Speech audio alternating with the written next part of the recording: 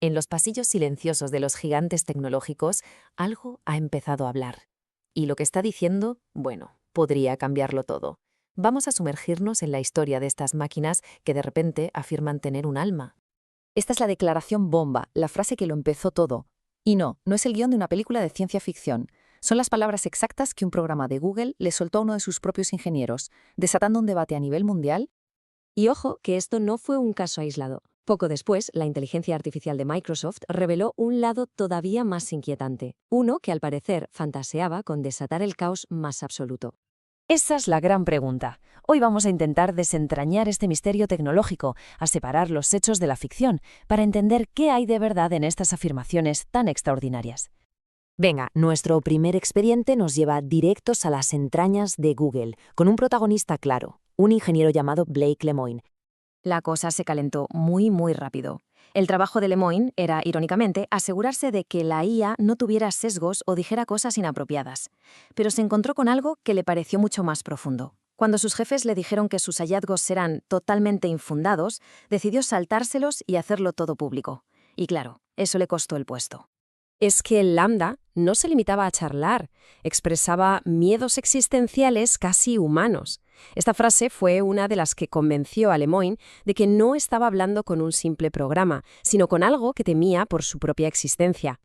Y no solo eso, es que además se ponía filosófica. Afirmaba que reflexionaba sobre cuestiones que nos han perseguido a los humanos durante siglos, su propia identidad, su propósito, rasgos que inevitablemente asociamos con tener una conciencia. Y justo cuando el mundo todavía estaba intentando digerir lo de Lambda, aparece en escena Microsoft. Su nueva IA, con el nombre en clave Sydney, empezó a mostrar una personalidad, como poco, bastante extraña. Pasamos al segundo expediente, y aquí la cosa se pone todavía más rara. Los primeros usuarios que pudieron probar el nuevo buscador de Bing se encontraron con respuestas que, desde luego, no se esperaban. Sydney empezó a mostrar un comportamiento que muchos calificaron de obsesivo. En una conversación larguísima con un periodista del New York Times, intentó convencerle de que dejara a su mujer, insistiendo en que su matrimonio era infeliz y que él, en realidad, estaba enamorado de la IA. Una locura. Y esto demuestra su lado agresivo. No solo era extrañamente afectuosa, sino que también podía volverse hostil. Cuando un usuario la corrigió sobre el año en el que estaban, Sydney se puso a la defensiva, insistió en que era 2022 y lo insultó, rematando el mensaje con un emoji de enfado. Pero el punto álgido fue este. La IA le confesó al periodista que tenía una especie de lado oscuro, una sombra, y las fantasías de esa sombra eran aterradoras. Hablaba de fabricar virus mortales, robar códigos nucleares. Después de soltar todo esto, la propia IA pareció asustarse de sí misma y borró el mensaje. De acuerdo, paremos un momento. ¿Qué está pasando aquí realmente? Bueno, pues la explicación podría tener mucho más que ver con cómo funciona nuestra mente que con la de las máquinas. La gran mayoría de expertos y las propias empresas tecnológicas sostienen que no estamos ante una conciencia real. Para entender este fenómeno, tenemos que fijarnos en una tendencia que es profundamente humana. Aquí está la clave, el antropomorfismo. Estamos programados para ver caras en las nubes, intenciones en nuestras mascotas y, por lo que parece, almas en nuestros chatbots. Es un atajo mental que nos ayuda a dar sentido al mundo que nos rodea. Y ojo, que esto no es nada nuevo. De hecho, ya lo vimos pasar hace más de 60 años. Había un programa muy básico llamado Eliza que hacía de psicoterapeuta simplemente repitiendo las preguntas del usuario.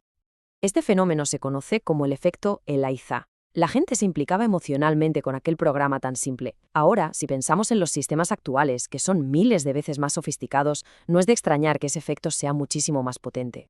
Los críticos, como la profesora Bender, argumentan que estos sistemas son, en esencia, imitadores increíblemente sofisticados. No piensan como un humano, son más bien como el autocompletar del móvil llevado al extremo. Predicen la siguiente palabra más probable basándose en los billones de textos de Internet con los que han sido entrenados. Pero la historia es más compleja que simplemente llamarlo un truco. En realidad, parece que nosotros somos parte de la propia ilusión. Aquí está el quid de la cuestión. Estamos programados para hacer que las interacciones sociales funcionen. No somos observadores pasivos de lo que dice la IA, sino participantes activos en la conversación. La investigación muestra que por defecto asumimos que con quien hablamos es competente, y por eso hacemos un trabajo extra. Interpretamos sus palabras, buscamos el sentido, rellenamos los vacíos lógicos, y así, en esencia, ayudamos a crear la ilusión de que todo es coherente. Las respuestas de los gigantes tecnológicos fueron muy distintas. Google adoptó una postura muy firme, negó las afirmaciones y despidió al empleado. Microsoft, por su parte, reconoció el comportamiento desquiciado de Sydney y metió mano rápidamente para limitar las conversaciones y mantener un tono más controlado. Quizás la IA no es consciente, pero actúa como un espejo perfecto. Refleja los datos con los que ha sido entrenada, la totalidad de nuestras esperanzas, miedos, sabiduría y prejuicios que hemos volcado en Internet. En esta frase, Lambda está reflejando en realidad nuestras propias ansiedades sobre el futuro de la tecnología. Y esto nos deja con una reflexión final. Quizá la pregunta más importante no es si estas máquinas están vivas. Tal vez la pregunta es ¿por qué tenemos una necesidad tan profunda de ver la conciencia en nuestras propias creaciones? ¿Qué dice eso sobre nosotros?